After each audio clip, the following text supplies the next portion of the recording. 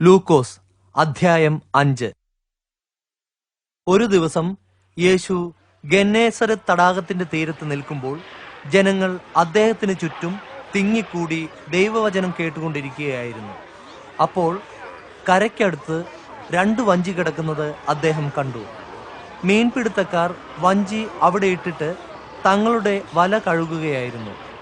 അവയിൽ ശിമോനുള്ളതായ ഒരു വഞ്ചിയിൽ കയറിയിട്ട് അത് കരയിൽ നിന്ന് അല്പം നീക്കണമെന്ന് അദ്ദേഹം അവനോട് ആവശ്യപ്പെട്ടു. പിന്നീട് അദ്ദേഹം അതിൽ ഇരുന്നുകൊണ്ട് ജനങ്ങളെ ഉപദേശിച്ചു. സംസാരിച്ചു കഴിഞ്ഞപ്പോൾ അദ്ദേഹം ശിമോനോട് ആഴത്തിലേക്ക് നീക്കി വലയിറക്കുക എന്ന് പറഞ്ഞു. അതിന് ശിമോൻ, നാഥാ, ഞങ്ങൾ രാത്രി മുഴുവൻ അധ്വാനിച്ചു, ഒന്നും പിടിച്ചില്ല. എങ്കിലും അങ്ങയുടെ വാക്കിന് ഞാൻ വലയിറക്കാം എന്ന് ഉത്തരം പറഞ്ഞു. അവർ അങ്ങനെ ചെയ്തപ്പോൾ വലിയ മീൻകൂട്ടം വലയിൽപ്പെട്ടു. വല കീറാൻ തുടങ്ങി. അതുകൊണ്ടവർ മറ്റേ വഞ്ചിയിലുള്ള പങ്കാളികൾ വന്ന് തങ്ങളെ സഹായിക്കേണ്ടതിന് അവരെ മാടി വിളിച്ചു. അവർ വന്ന് 2 വഞ്ചികളും മുങ്ങാറാകുന്നതുവരെ മീൻ നിറച്ചു.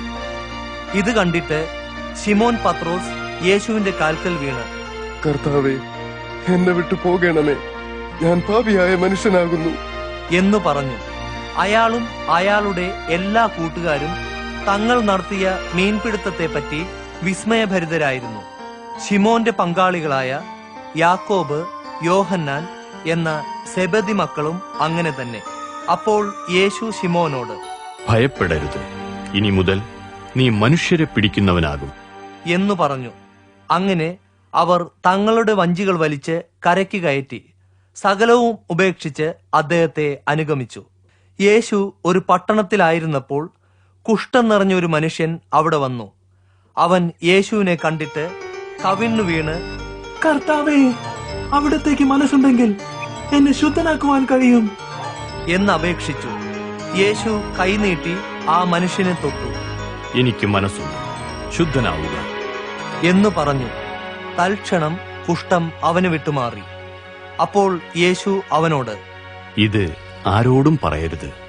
എന്നാൽ നീ പോയി പുരോഹിതനു നിന്നെ തന്നെ കാണിച്ചു കൊടുത്ത് അവർക്ക് സാക്ഷ്യത്തിനായി നിന്റെ ശുദ്ധീകരണത്തിന് മോശെ കൽപ്പിച്ച വഴിപാടുകൾ അർപ്പിക്കുക എന്ന് കൽപ്പിച്ചു.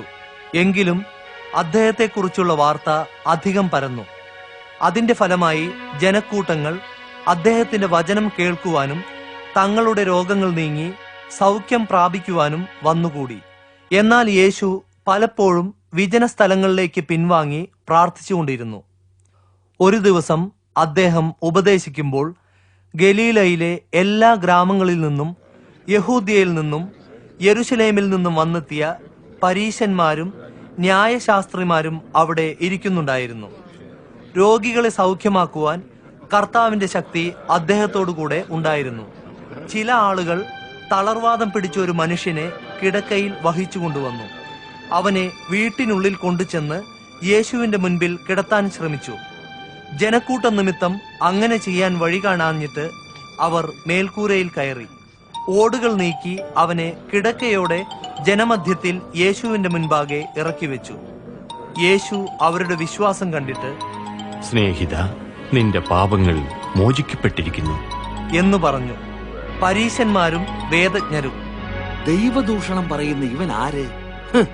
ദൈവത്തിന് മാത്രമല്ലാതെ പാപങ്ങൾ ക്ഷമിക്കുവാൻ ആർക്കാണ് കഴിയുക എന്ന് ചിന്തിച്ചു തുടങ്ങി. അവർ എന്താണ് ചിന്തിച്ചുകൊണ്ടിരിക്കുന്നതെന്ന് യേശു അറിഞ്ഞിട്ട് അവരോട് ചോദിച്ചു, നിങ്ങൾ ഹൃദയത്തിൽ ഈ കാര്യങ്ങൾ ചിന്തിക്കുന്നതെന്ത്? നിന്റെ പാപങ്ങൾ ക്ഷമിച്ചിരിക്കുന്നു എന്ന് പറയുന്നതോ എഴുന്നേറ്റ് നടക്കൂ എന്ന് പറയുന്നതോ ഏതാകുന്നു ഏറെ എളുപ്പം?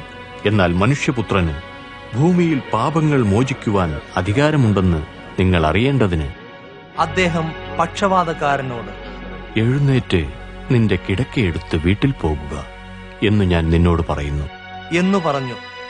ഉടൻ തന്നെ അവൻ അവരുടെ മുൻപാകെ എഴുന്നേറ്റ് താൻ കിടന്ന കിടക്കയെടുത്ത് ദൈവത്തെ സ്തുതിച്ചുകൊണ്ട് വീട്ടിലേക്ക് പോയി. എല്ലാവരും വിസ്മയിച്ച് ദൈവത്തെ പുകഴ്ത്തി. അവർ ഭയഭക്തി നിറഞ്ഞവരായി. നാം ഇന്ന് അപൂർവ കാര്യങ്ങൾ കണ്ടിരിക്കുന്നു എന്നു പറഞ്ഞു. ഇത് കഴിഞ്ഞ് യേശു പുറത്തേക്ക് പോയി. ലേവി എന്നു പേരുള്ള ഒരു ചുങ്കം പിരിവുകാരൻ ചുങ്കസ്ഥലത്ത് ഇരിക്കുന്നത് കണ്ടു. യേശു അവനോട്, എന്നെ അനുഗമിക്കുക എന്നു പറഞ്ഞു. ലേവി എഴുന്നേറ്റ് എല്ലാം ഉപേക്ഷിച്ച് അദ്ദേഹത്തെ അനുഗമിച്ചു. പിന്നീട് ലേവി തന്റെ വീട്ടിൽ യേശുവിന് വലിയൊരു വിരുന്ന് നടത്തി. ചുങ്കം പിരിവുകാരുടെയും മറ്റും വലിയ ഒരു സമൂഹം അവരോടുകൂടെ ഭക്ഷണം കഴിച്ചുകൊണ്ടിരുന്നു.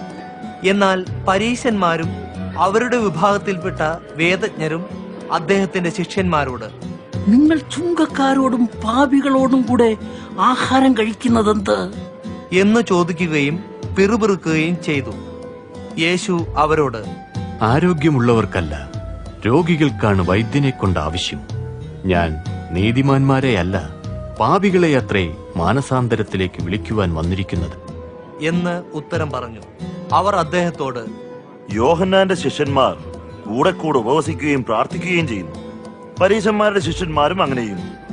അങ്ങയുടെ ശിഷ്യന്മാരാകട്ടെ തിന്നുകയും കുടിക്കുകയും ചെയ്യുന്നു എന്നു പറഞ്ഞു. അതിന് യേശു, മണവാളൻ അതിഥികളോടുകൂടെ ഉള്ളപ്പോൾ അവരെ കൊണ്ട് ഉപവസിപ്പിക്കുവാൻ നിങ്ങൾക്ക് കഴിയുമോ? എന്നാൽ മണവാളൻ അവരിൽ നിന്ന് എടുക്കപ്പെടുന്ന കാലം വരും, അപ്പോൾ ആ നാളുകളിൽ അവർ ഉപവസിക്കും എന്ന് ഉത്തരം പറഞ്ഞു. അദ്ദേഹം അവരോട് ഈ ഉപമ പറഞ്ഞു. ആരും പുതിയ വസ്ത്രത്തിൽ നിന്ന് ഒരു കഷ്ണം കീറിയെടുത്ത് പഴയതിൽ തുന്നിച്ചേർക്കുന്നില്ല. അങ്ങനെ ചെയ്താൽ പുതിയ വസ്ത്രം കീറിപ്പോകുന്നത് കൂടാതെ പുതിയതിൽ നിന്ന് എടുത്ത തുണ്ട് പഴയതിനോട് ചേരാതിരിക്കുകയും ചെയ്യും. ആരും പുതിയ വീഞ്ഞ് പഴയ തോൽക്കുടങ്ങളിൽ പകരുന്നില്ല. അങ്ങനെ ചെയ്താൽ പുതുവീഞ്ഞ് അവയെ തകർക്കും, വീഞ്ഞ് പുറത്തേക്കൊഴുകും, തോൽക്കുടങ്ങൾ നശിച്ചു പോകുകയും ചെയ്യും. അത് പാടില്ല. പുതിയ വീഞ്ഞ് പുതിയ തോൽക്കുടങ്ങളിൽ പകർന്നു വെക്കണം. പഴയ വീഞ്ഞ് കുടിച്ചതിനു ശേഷം ആരും പുതിയത് ആവശ്യപ്പെടുന്നില്ല, പഴയതു തന്നെ മെച്ചം എന്നു പറയും.